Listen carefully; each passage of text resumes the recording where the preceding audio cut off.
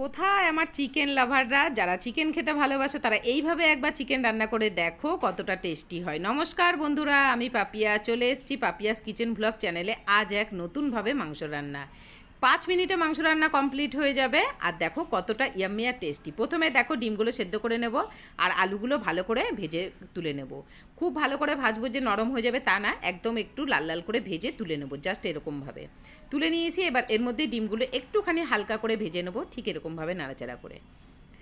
ডিম আর মাংস এইভাবে একবার রেসিপিটি রান্না করে দেখো কতটা টেস্টি হয়। যারা এখনও আমার চ্যানেলটিকে সাবস্ক্রাইব করোনি প্লিজ সাবস্ক্রাইব করে পাশে থাকা বেল আইকনটা অবশ্যই প্রেস করে দিও। যারা ফেসবুক থেকে দেখছো তারা অবশ্যই ফেসবুক পেজটিকে ফলো করে দিও।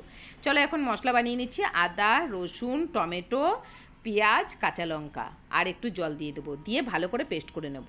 শিলে বাটলেও হয়, কিন্তু আজকে আমি শিলে বাটবো না, ভাবছি মিক্সি আছে তাই পেস্ট করে নিই। পেস্ট করে নিলাম। এইবার দেখো মাংসটা ধুয়ে নিয়েছি। এই পেস্ট করা মশলাটা দিয়ে দেবো 2 চামচ, দিয়ে ওর মধ্যে ফ্যাটানো টক দিয়ে দেবো এই মানে কাচের বাটির 1 বাটি। আর হচ্ছে দিয়ে দেবো লাল লঙ্কার গুঁড়ো আর কাশ্মীরি লঙ্কার গুঁড়ো, জিরের গুঁড়ো, ধনের গুঁড়ো, সব কিছু একসাথে দিয়ে দেবো। এই যে দেখো সমস্ত কিছু আজকে, কেননা আমি কোনো কিছুই বাটিনি আজকে, সব কিছুই গুঁড়ো মশলা আর সম্পূর্ণটাই হচ্ছে মিক্সিতে পেস্ট করা। এবার ভালো করে হাত দিয়ে মেখে নেবো। হ্যাঁ মেখে নেবো, আর কিছু দেবো না, আরও কিছু দেবো। এই দেখো সর্ষের তেল দিয়েছি এর মধ্যে। এবার দেবো নুন আর হলুদ দিয়ে ভালো করে ম্যারিনেট করে 1 ঘন্টা ঢাকা দিয়ে রেখে দেবো। এই যে দেখো এবার 1 ঘন্টা ঢাকা দিয়ে আমি মাংসটা রেখে দিয়েছিলাম। দিয়ে তারপরে ভাত রান্না করেছি, আলু সিদ্ধ করে মানে আলু আর ডিম সেদ্ধ করে ভালো করে ভেজে নিয়েছি। এইবার এই তেলের মধ্যে জিরে ফোড়ন দিয়ে এই ম্যারিনেট করা মাংসটা দিয়ে দিলাম। 1 ঘন্টা অন্তত, নয়তো আধা ঘন্টা একটু ম্যারিনেট করে রাখতে হবে। তারপরে তেলের মধ্যে দিয়ে এইবার ভালো করে নাড়াচাড়া করে নেবো। আর আমার ছেলে রসুন খেতে ভালোবাসে, গোটা রসুন, তাই 2টো রসুন আর একটা টমেটো আমি 4টে খণ্ড করে দিয়ে দিলাম। দিয়ে এবার ভালো করে নাড়াচাড়া করো। আর এই ইয়াম্মি টেস্টি রেসিপিটি রান্না করতে বেশিক্ষণ সময়ও লাগে না আর দুর্দান্ত খেতে লাগে। রুটি, পরোটা, ভাত যে কোনো কিছুর সাথে, রুটির সাথে খেতে হলে একটু কষা কষা করে নামাবে, আর ভাতের সাথে খেতে হলে সামান্য একটু মাখা মাখা ঝোল রাখবে। তোমাদের সাথে কথা বলতে বলতে এর মধ্যে দিয়ে দিলাম একটু নুন। এবার দিয়ে আবারও ভালো করে নাড়াচাড়া করবো। নুন দিয়ে মেখেছিলাম কিন্তু আরও একটু দিয়ে দিলাম, কারণ আমি অতটা নুনও দিইনি, আর পরে চেক করে লাগলে আবার দেবো।